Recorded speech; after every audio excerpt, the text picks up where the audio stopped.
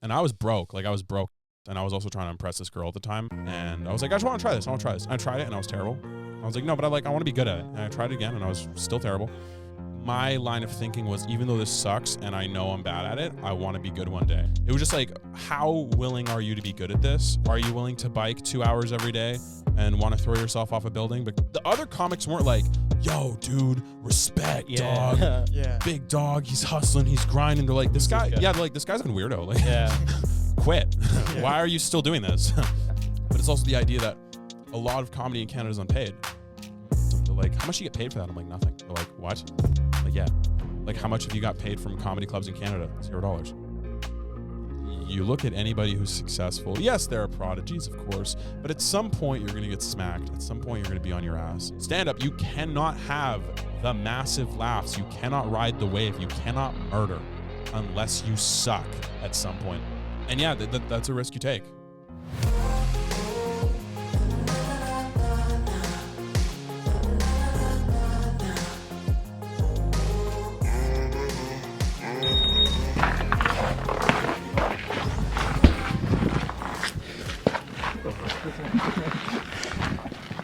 Oh, this is legit like a U-Haul.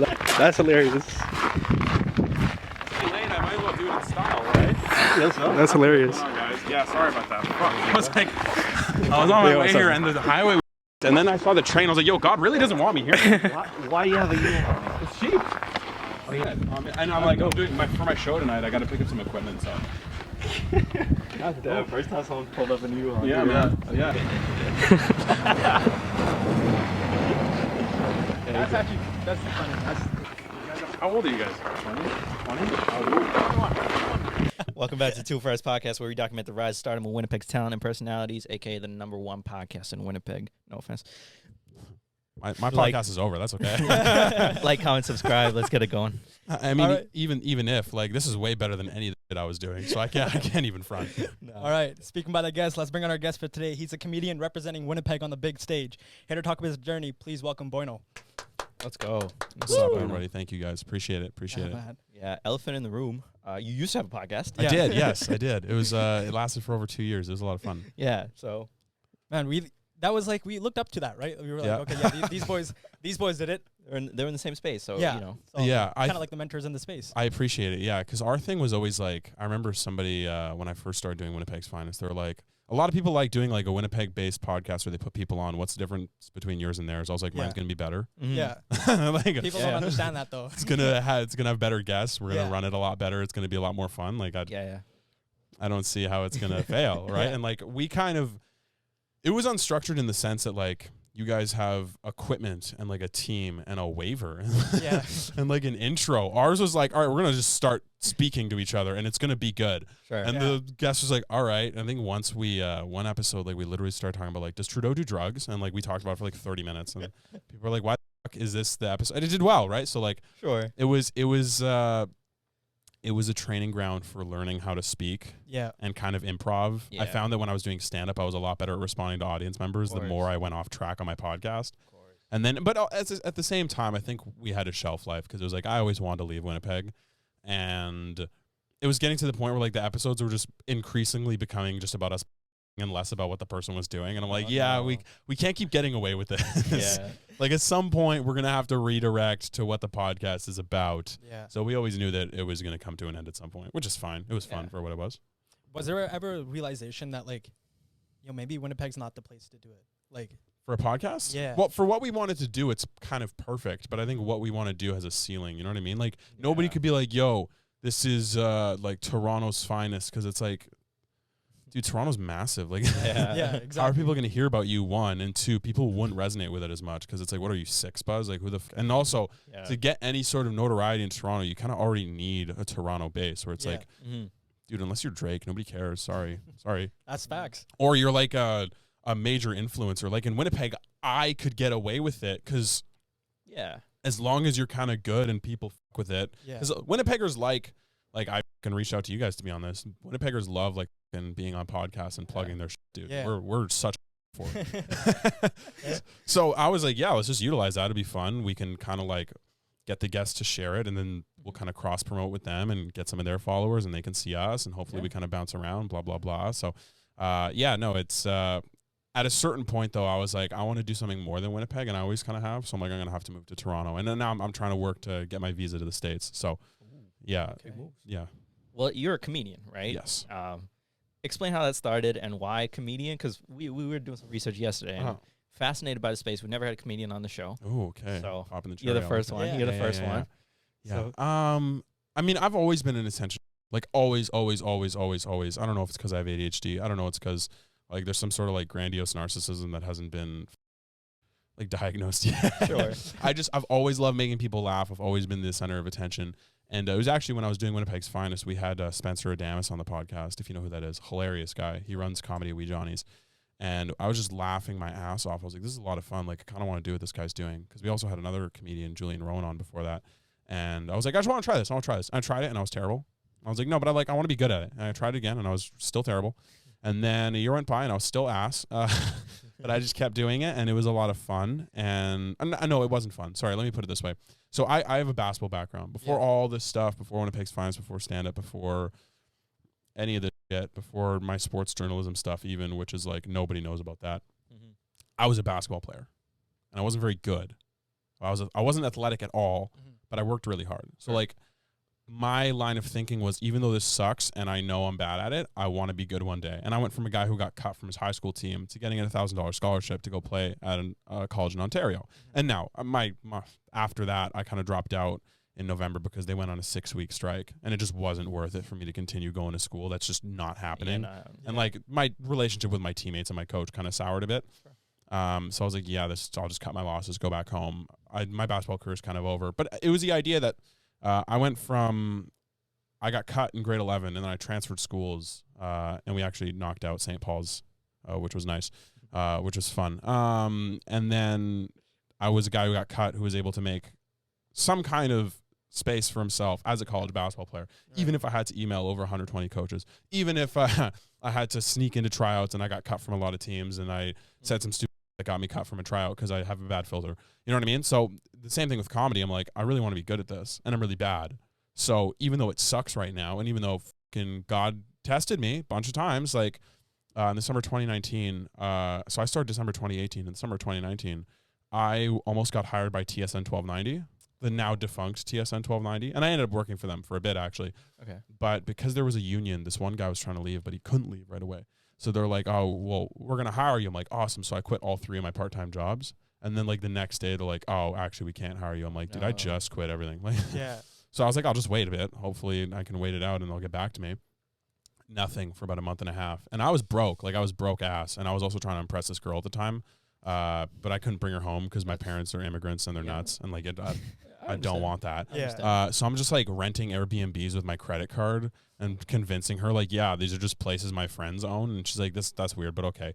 So I was broke as fuck. And my parents were like, you can't rent, like you can't use our car unless you can fill up gas. I'm like, I have no money. They're like, then you can't use it. I'm like, fuck. So I biked from South Point to the Exchange District to do stand-up. Wow. That's a 50-minute ride Yeah. each way. That's crazy. And like sometimes it would rain. And so do you know what biking in a rain jacket's like? The worst thing ever. It's hell. Yeah. Because like the thing about like rain jackets, there's no, like it doesn't breathe. Yeah. Because you need to keep the water out. So I'm like sweating 5 minutes in like crazy, and it's raining and it's windy, and I'm gonna go do on stage. It's terrible. Like it was I'd get there, comics would be like, what the fuck's wrong with you? And I'm like, I'd go to the bathroom. I had like a duffel bag with a towel, a new pair of clothes, a deodorant. I'd change in the fucking bathroom of like bars. It's disgusting. And I'd go on stage and eat. Like it wasn't even remotely funny. I would bomb consistently for like 3 months. And then I'd put on my fucking sweaty clothes and bike home again.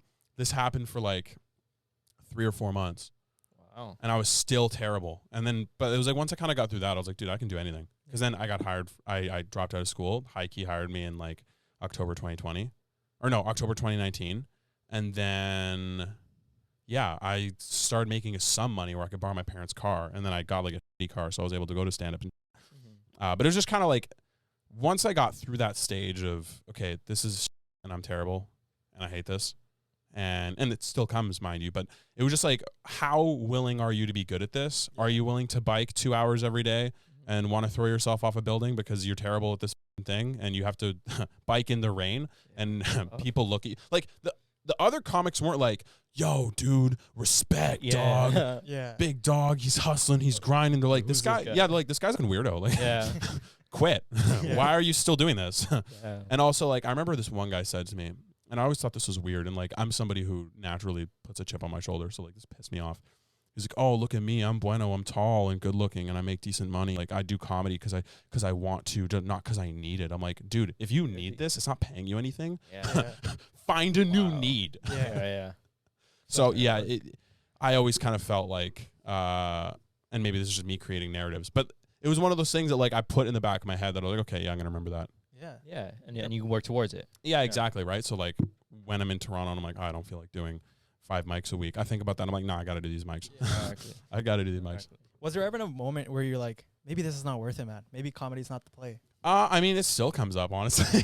Like, why go through it? Why go through all that? I mean, and this is a much bigger picture question in terms of comedy in Canada. Because I'll ask you guys this: like, who are your favorite comedians, if you have any? I mean, it's the common, right? Like Kevin Hart, Russell Peters. and Roger Schultz. Name them. So what do all those guys have in common?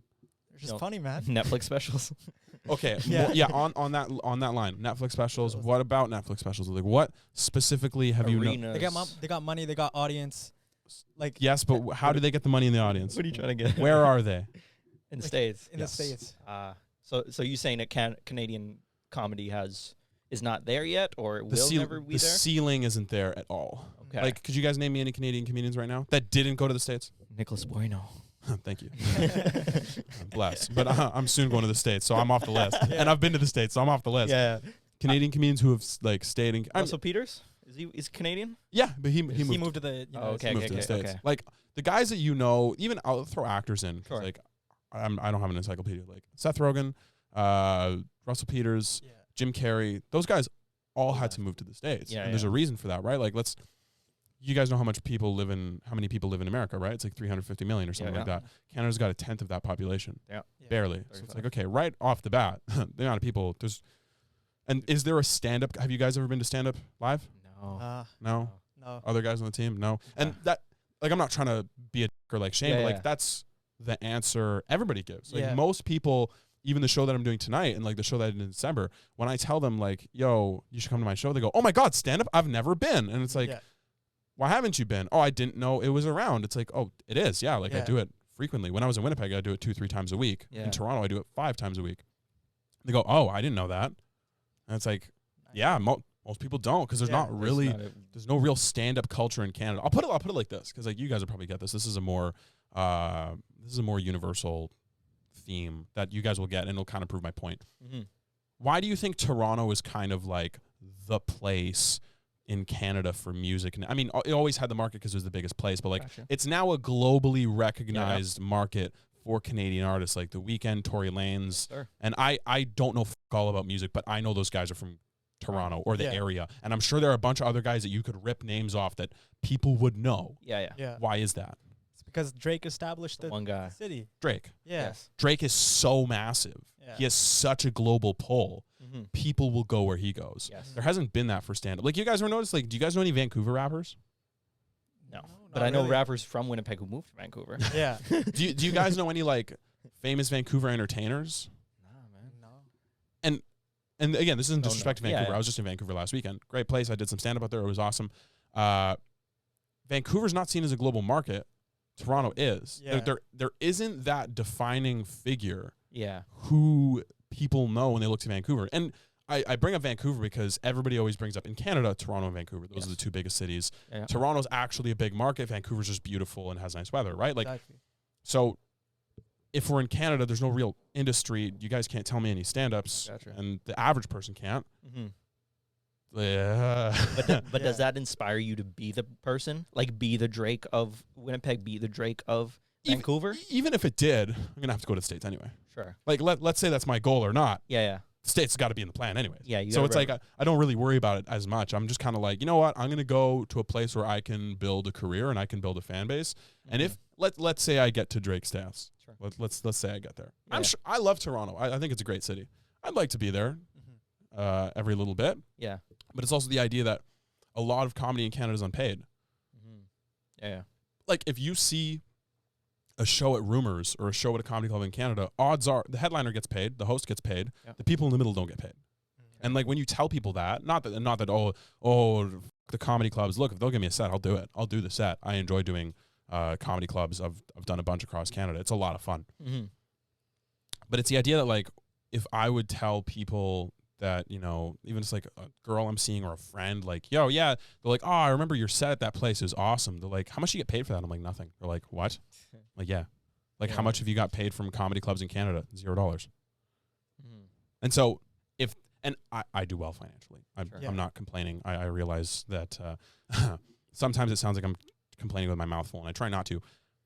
But it's the idea that if I'm well financial and I can afford to do all these things, but the average person isn't, what does that say about the industry?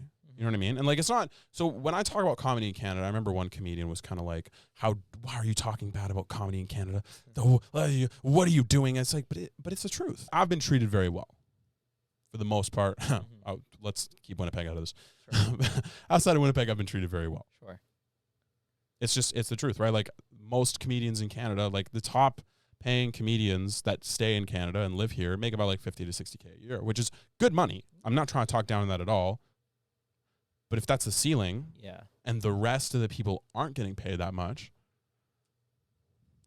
there's a reason for it. You know what I mean? So it's like, I understand. What's the fix? Oh man, I don't know. Ramp up immigration like nobody's business. Get like, more people here. Yeah, just kidnap people from other countries and bring them here who like stand-up. I don't know, man. Yeah. It's one of those things that unless there's a Drake figure, which I don't see happening, because when it comes to the world of entertainment, people like Americans. Yeah. Like America is the massive media market, and just being down there for a bit, like it is much different. It is insane. So I don't know what the fix is. As long as I'm in Canada, I'm going to do stand-up because I love doing stand-up. Yeah.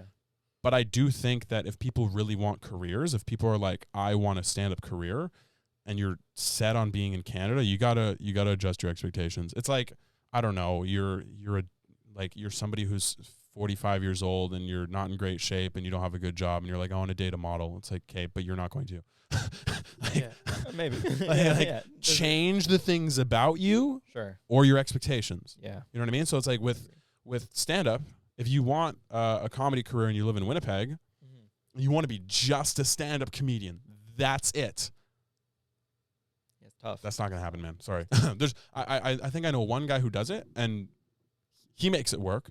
But most people wouldn't want to live that kind of life. Not to talk down on this dude or his lifestyle. It's just, you know, he hustles hard for it. A lot of people aren't willing to be in that state. So it's like, if you want to be a stand-up in Toronto, okay, it's more feasible. But remember, it's a massive market in Canada, and you're going to have to puncture that market somehow. And if there's not a lot of money to be made and you got to puncture the market, that's facts. It's hard to gain traction, right? So it's like, if you're...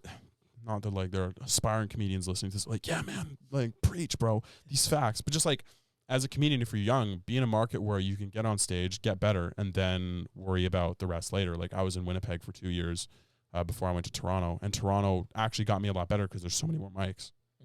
Right? If you live in Toronto, maybe it's worth going to like Ottawa or Brampton or doing shows in the GTA first, because you want to put your best foot out there when you get to Toronto, and then start branching out that way. Yeah. Do you think it's crucial to get like the sets in? Like for example, a lot of people say Winnipeg is the best test market. Yeah. So for example, if you can get out like 10 sets in Winnipeg and you're doing good in those, do you think those are crucial to build you up into like move into cities like Toronto or like Vancouver and stuff? The only question I have is like, okay, when you say 10 sets, do you mean a week, a month?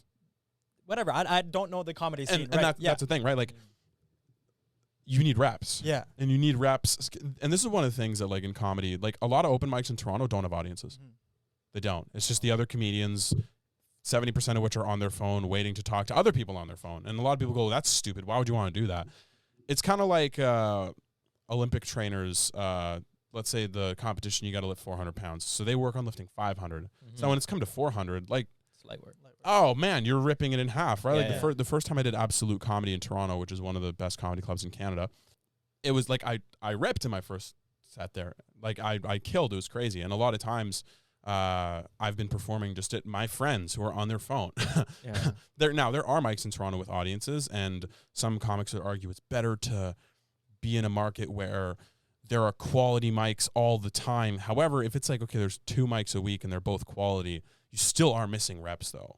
Sure. You know what I mean? Like if you had 2 more friends and wanted to sit here and I could fucking do my set in front of you, I would, because I'm a and most comedians are. They will do comedy in front of anybody. Sure. So, and again, I'm in a situation, especially when I was working with High Key, I work remote regardless. The time when I moved to Toronto, I was working for them. I can live anywhere. Yeah. So it's like most people don't have that privilege, and I get that. So it's tough. It's tough, right? Like if you want a career in Canada, but you're kind of like, let's say you're a trades worker, and you don't really want to put the time and effort in to move and go find a job in another place and then find a new set of friends. And I don't begrudge people for that. That is difficult. Yeah. The average person doesn't want to bounce around the world Right. Yeah. in pursuit of this thing that's not paying them. Exactly. Yeah. So I don't blame them. Yeah. But it's just the reality of the situation, right? Like, I want to do comedy. I want to get better. So you'll do it.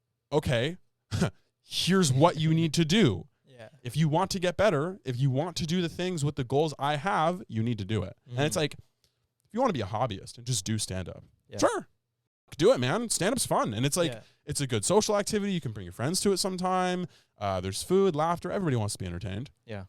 But if you have high goals, you need to realize that, like, yo, there might be times where and looking at your credit card limit going, ugh, Yeah. this shit again. Yeah, I feel you. You know what I mean? Like one of my best friends, he's from Vancouver. I met him in Toronto. He is like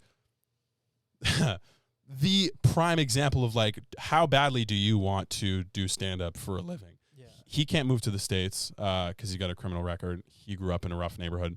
Okay. He got into some bad things. So he can't go to the States. He literally has lived or gone to every major Canadian city looking for an opportunity to have a career. It's not there. He lives in England now. Mm-hmm. Damn, bro. Okay, so we were doing research about you yesterday. Yeah. Right? And we were curious about like the business of comedy. Because look, now you're saying that you need to be in the United States, but what about with all the social media? Right? Yeah. So you can post your sets or you post jokes online and you may be able to get 1 million views from where you're living. Perfect question. I love it. Do you guys know Che Arena? No. He's on TikTok. Follow me, you fucking idiots. You never seen him? No idea. Oh man, he's got like 6 or 7 million followers on TikTok. Okay. Lives in Toronto. Sure. Massive social media follower. Yeah. Guess where he's moving? Sure. New York. But are those but he created it in For sure. in whatever city he was in. Yes. Right? Majority of his following may not be from Toronto. Yeah. A lot of people know him in different cities across. And so like when he tours across Canada, He's able to do he that. can sell out venues. Yeah. Because people love him. Mhm. So yes, you are right. Social media can help. That being said, I don't know. Maybe this is just me. This is me being a conspiracy theorist. I find things in Canada are a bit different than in the States, and I do find the regulations are a bit different. Like I was kicked off Instagram. Where? Yeah. I was kicked off Instagram. So it's like I'm somebody, and how conspiratorial do you want to get about this? Big tech works with the areas that control the domain, right? Like if Canadian officials or the government kind of greases big tech to do something, given the circumstances, they're going to do it, right? Like, and if people say, oh, that's not true, let me put it this way. Look, my friend lives in Poland. He didn't have reels till like this year. Yeah. If social media is this one size fits all, no matter where you are in the world, everything's the same, that wouldn't happen. Yeah. So if that can happen from features given to you, just that you can post, like he could have missed out. He could have built this greatest following ever, but he missed his window because reels weren't available, right? It's definitely the same with that other stuff. Because like I know I have friends in America who are way more flagrant than I was with their jokes. And the election's coming up. The vaccine passports were a very touchy subject. I made fun of Trudeau. And I even know guys in Canada who are way more flagrant than I was, who are still on Instagram. Yeah. I was being tongue in cheek, right? Like I got bonked. So it's like when it comes to censorship, when it comes to social media, when it comes to social media in your certain domain, there are certain things that you need to be looking out for. Because I've seen the thing where people go, there's no such thing as a shadow ban. You just need better content. But that's not true. I'm sure if you guys have ever seen, and it doesn't even have to be about like controversial political stuff. Like one of my friends is a sex educator. And like that should be like, that's a very like progressive, more acceptable thing to do in today's society. She gets shadow banned a ton. Yeah. Because either certain hashtags she uses or the content they deem as inappropriate. unless you look up her full name on Instagram, she doesn't come up. Like, it definitely, people say it doesn't exist, just make better content. Nah, man, you're sounding like a grifter now. Like, it definitely fucking exists. You know what I mean? So when it comes to social media, you're right. Building your social media profile is crucial. I guess the thing that I would say is the terrain in Canada and the States is different. And now, whether people want to say, I'm completely wrong, and I'm boosting, and I deserve to get kicked off, I'll give them that, even in this hypothetical. Sure, you're right. I'm a piece of garbage and I deserve to get kicked off. Yeah. It's still different, though. Okay. So it's worth building your page online. It's worth building social media. It's worth investing in those things. But you do need to, sorry, I shouldn't say but, I hate saying but. I would just tell people it's worth figuring out the nuances and kind of how the terrain works so that when you're getting into it, you're not going, oh, I made this joke. Now I'm banned, right? Because there is a level of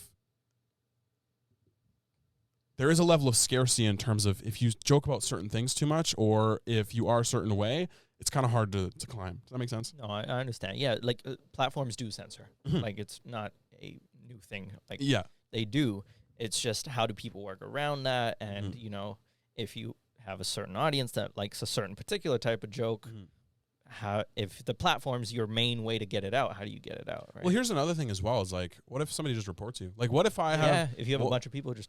What if I have like a really curated audience on Instagram, and then one person just comes across my page and goes, oh, I don't like this, reports me. Somebody on Instagram sees the report and agrees, and then I get a post taken down. Yeah.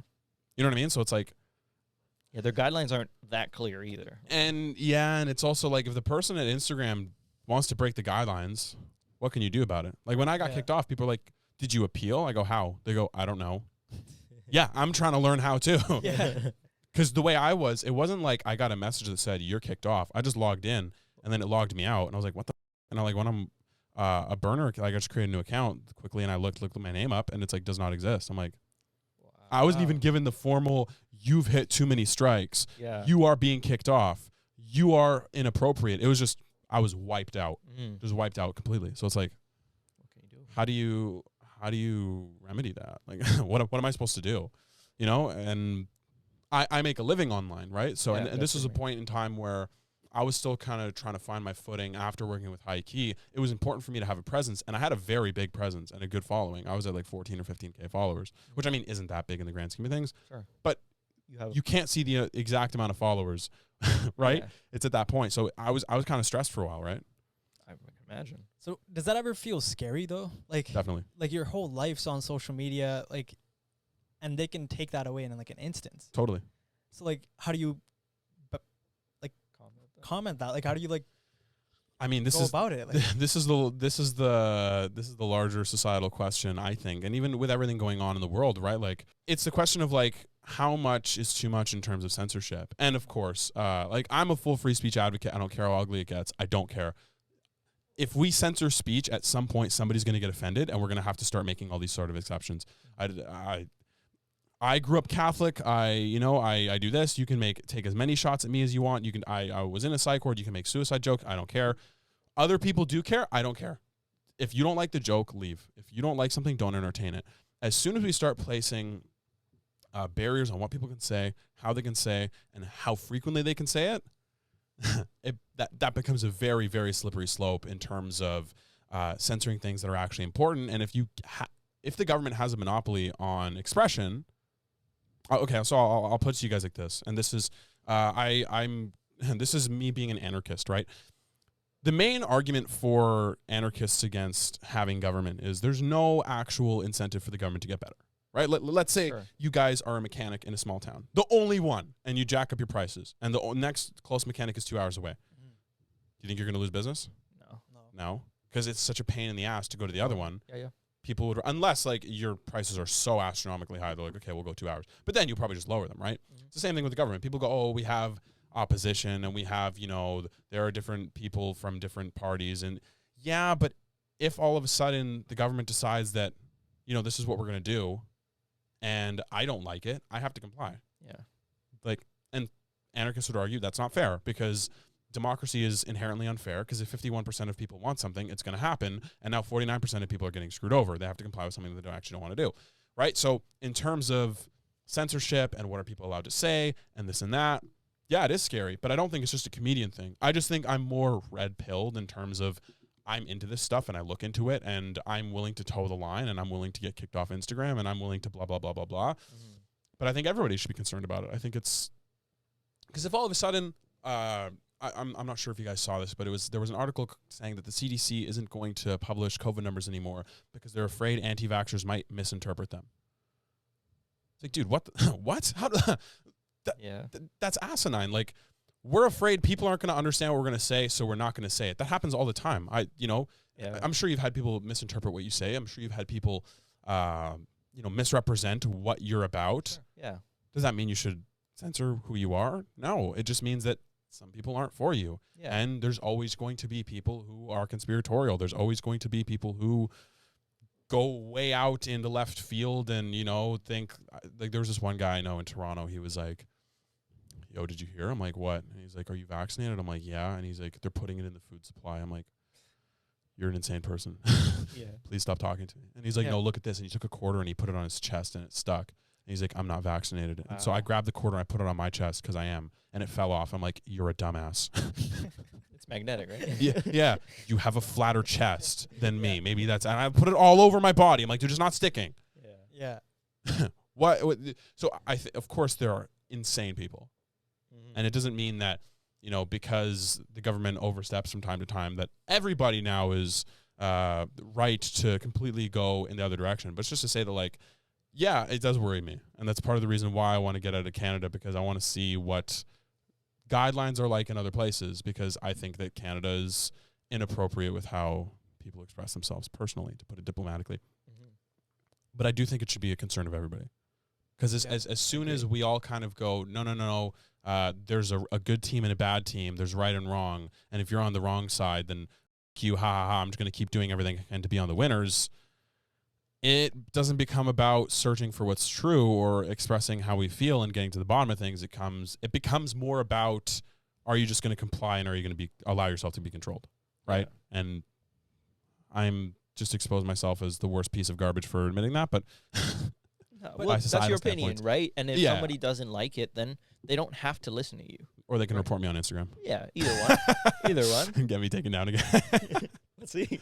Yeah, but I mean, that's my soapbox. But that's what the internet provides. It provides everyone to have their opinion. Yeah. Right? So as much as there's a good side and a bad side, it also allows for people to say what they want, whenever they want, as soon as they want. And if they don't like it, they'll do the actions they want to hurt you or whatever, whereas, other people may just be like, okay, I don't like that person, I'm just going to not watch their stuff no more. And I think comedy is kind of a perfect microcosm for that, because people go like, oh, you can't make jokes about this, this, and this.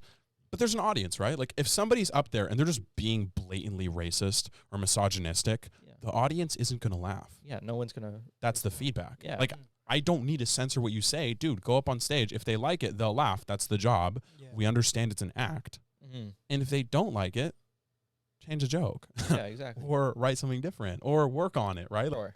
Right? So if the audience laughs, I keep it. If they don't, I might test it out a little bit more, but if it's not going to do well, then I'm not going to do it on stage. It's not going to hit. Yeah. So where's the balance? Where do you find, like, how does my content, like, for example, if you know you're going to get canceled all the time, where do you find that balance between, okay, this is my authentic content and what I'm just faking online? Yeah, I mean, that's a good question, because I had somebody tell me they unfollowed me and they're like, yeah, it's not you. I'm like, yeah, it's just like my comedic self. They're like, yeah, and that's fine, but like, it's not who you are. And like, the person knew me very well. And it's like, that's fine. They don't have to follow me. That's okay. My thing comes down to, like, how you figure it out is reps. Like, how are you going to get better at something if you don't fail, if you don't make mistakes? If you aren't willing to put yourself out there, then you're not actually going to grow. Right? So like, that comes online. That comes with getting on stage a bunch of times. That's one of the reasons why I moved to Toronto, to try to get on stage as much as possible. And yeah, that's a risk you take.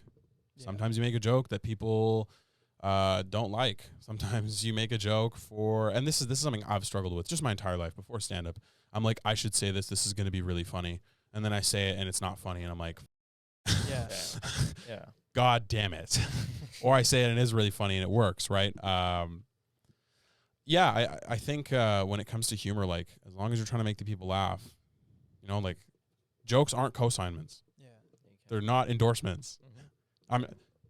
You're guys who have probably played video games in your friend's basement. Sometimes you guys just say the most ridiculous just to rip on your friends or just to get a reaction, and you're just trying to make each other laugh. Now, of course, there are some people that actually take that, internalize, and blah, blah, blah, blah, blah, blah, blah, whatever. But I don't like going there with the yeah buts because I don't think that's the average. I think everybody knows deep down there's a subject they like laughing at. Other people wouldn't. And whether that's morally uplifting or progressive or socially acceptable, Jesus Christ. Time to wake up. Yeah. Yeah. I usually wake up at 11:30. Whether it is any of those things, at the end of the day, whether you have people backing you or not, we're all hypocrites.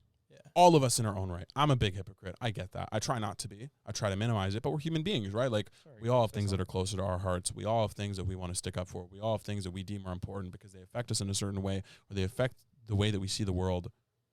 And I think the more libertarian and the more kind of you do your thing, I do my thing kind of way, the better. Like when you guys talked about when I said I people in Winnipeg don't like me, I'd rather not get into it because it's a super long story. But at the same time, look, they want to do their thing. I'm not allowed to do shows here.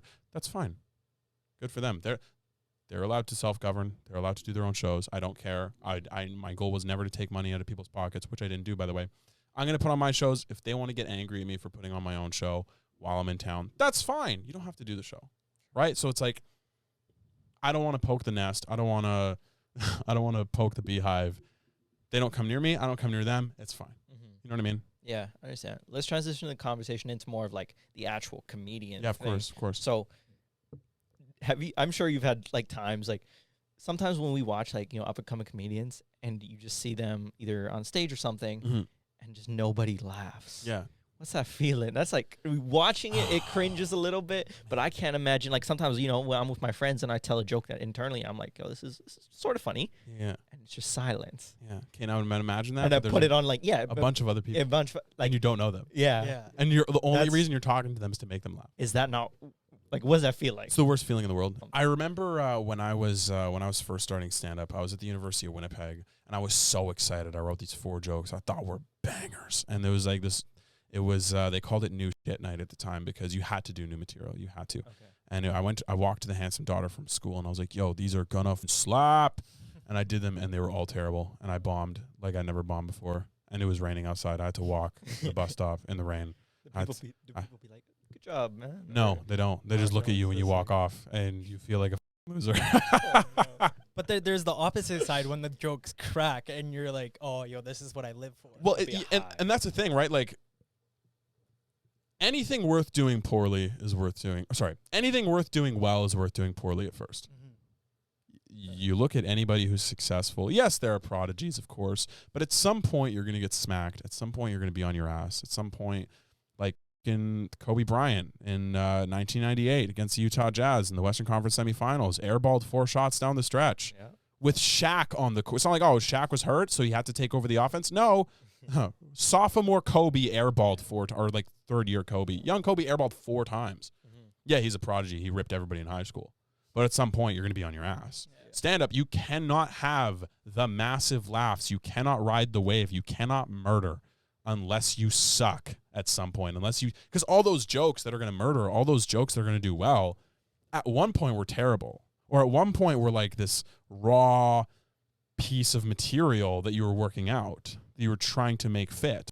But in the moment, like, stand-up's all about creating an atmosphere in which people are supposed to laugh, which is why I hate it when people take clips and put it online and go, look at how it's like, but they're trying to make you laugh. Yeah.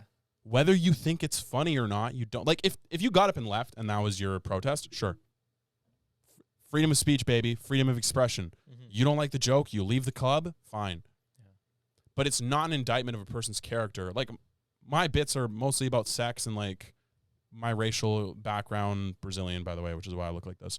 And, like, a lot of stupid that have happened to me, and I like throwing basketball references in there because I like basketball. And that part of the reason why that person's like, that isn't you. It was an ex who said that, by the way.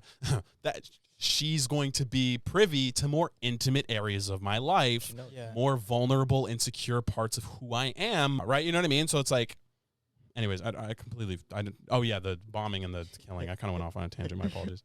But it's part of the game. Yeah, it's part exactly. of the game, Exactly. right? So, yeah, that I just find it so.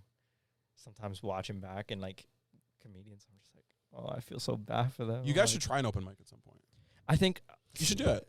See, how do you work? Yeah, like how do you come up with jokes? Because I think being funny with your friends in a group is like way more easier than like having a stage presence and like certain actions. And you said expressions; those play a very vital role. And I think many people may think they can be funny, but the difference in being funny with your friends and on a stage, I think, is drastic. Would you agree? Stage funny and being funny are different things. Yeah, Like, right? and there are some people who don't know they're funny but are funny.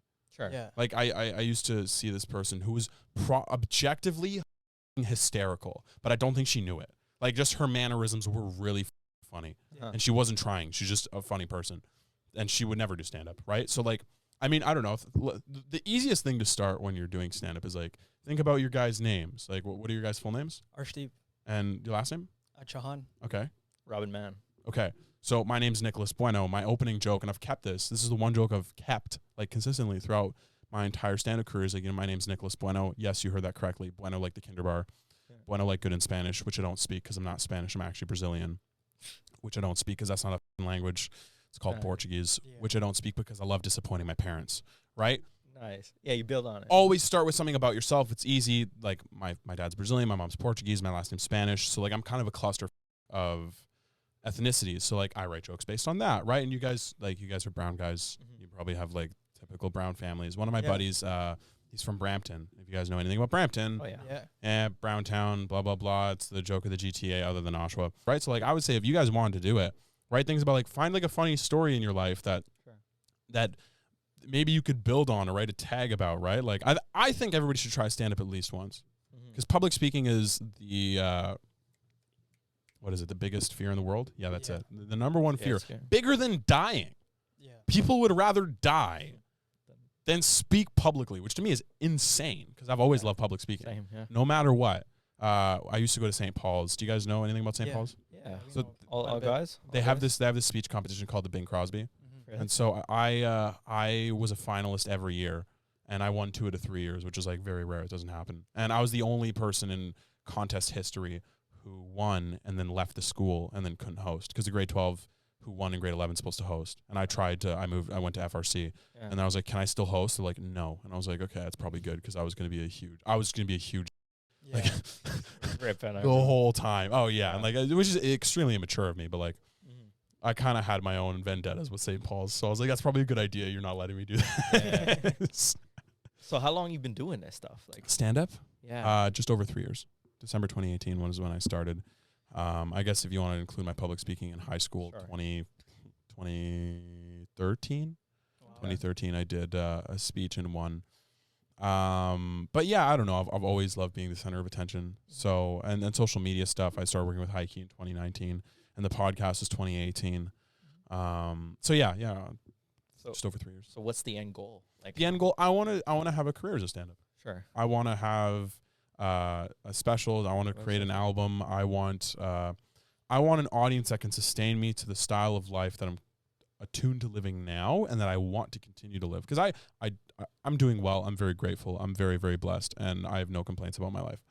However, there's another level that I want to reach, right? And some people would say that's excessive. Sure. And it to a point, it is. Absolutely. Yeah.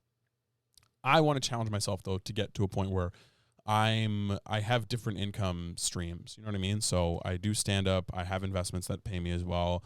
I have producing gigs. And this job that I have with the social media agency that I have is more hands off because I'm more overhead overseeing things as a consultant rather than somebody who, in the trenches, doing the video editing, doing the posting, doing the captioning, things like that. But yeah, I love stand up and I love podcasting, and I've kind of been out of the podcast game for a while just because I feel like I don't have anything to say really. And I'm just kind of getting that experience back and living life. And yeah, those are my ultimate goals. That's a goal. And so, and like I said earlier, if those are my goals, either change the goals or leave Canada at some point. So what is some advice you can give to the listeners out there that are wanting to get into stand-up or just build their own path? Don't. No, I'm kidding. Pick something that's going to pay you. No, I guess if you want to do it, make sure you get on stage. That's the biggest thing. Like, just get your reps in. So many people love, and also don't like what I'm saying will work for me is going to work for me, and maybe until it doesn't, right? Mm-hmm. So many people, and this is something I can't stand about comedians. They go, "Oh, tone it down or cut this joke out," instead of, "Hey, I think this direction might work." Have you ever thought of like trying this with your joke, or here's a tag you could use? Like, let's build comedy up. Like, and I don't want to be somebody who overvalues comedy and is like, stand-up is the backbone of society, because it's not. It really isn't. But the idea of laughing, humor is so integral to human beings. Like, putting a lid on that because you don't like something, I think is a disservice ultimately to humanity, for real. And for people who want to get involved in comedy, make sure you write. Like, write jokes. Even if, like, write out stories of you that you think are funny, and then tell them to your friends. Tell them on stage. Bike in the rain. Quit your jobs. Try to impress a girl with a credit card. It only has a $300 limit, though, so you're kind of it doesn't have a great space. You're screwed completely. Throw yourself into the fire completely. That's it. Those are the key. Yeah, but get on stage, write, and if you love doing it, do it. Because one of the things that some comedians from the city I'm from, that I won't name because I don't want to get too into it, apparently weren't huge fans of the Bueno Report, which is something that I do every summer. Yep. If you guys are familiar with it. Yeah, Stranger Media, right? Yeah. And now it's not about, from what I can gather, it's not necessarily about the takes that I have, which are like unpopular. I don't know if they're unpopular, actually. I don't poll people, but like, they're not your average mainstream take, which I get. And if people don't like that, that's fine. Totally. It was more so the fact that I was doing something. There is a very crabs in the bucket mentality about the city that we are currently in right now that I don't appreciate. And I would say if there are people like that in your city, if you are in a smaller market where people are like that, damn, I'm sure you guys have had hate, people who looked at you funny, people that you used to go to school with, maybe even your friends, maybe people that don't like you. At the end of the day, like, if you want to take advice from that person, why are you taking hate from them? Yeah.